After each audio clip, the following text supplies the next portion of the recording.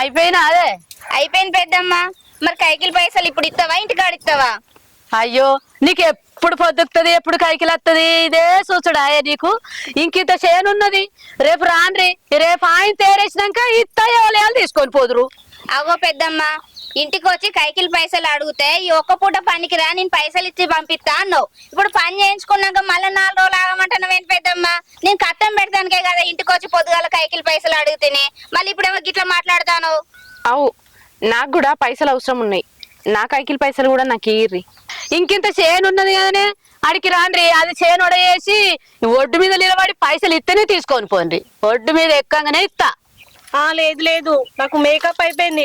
పైసలు లేకనే నేను పనికి వచ్చిన. ఇంకా మీకు అర్థం అయితలేదా? మనం ఎంత అడిగినా ఆమె పైసలు ఇయ్యది. ఇయ్య అంటే ఇయ్య అనే కూర్చునే. ఇక ఆమె పైసలు ఇచ్చినట్టే మనం చూసినట్టే. రారి పోదాం. లేదు లేదు, నాకు కావాలి. నేను మేకప్ కిట్ అయిపోయిందని నేను వచ్చిన. అబ్బో నీ మేకప్ కిట్ చల్లగుండ. రేపు రా 4 కొనుక్కుందు. ఆ పని వాడు చెయ్యి. రారే పోదాం. రాన్రి. ఇట్లాంటి వాళ్ళకు పనికి వచ్చి దండగా. పోన్రి పోన్రి, ఇక మీరే ఉన్నారా? ఓ పైసా వారెత్తే 25 మంది వస్తారు. పోరి పోరి, ఏం బెదిరిస్తారు?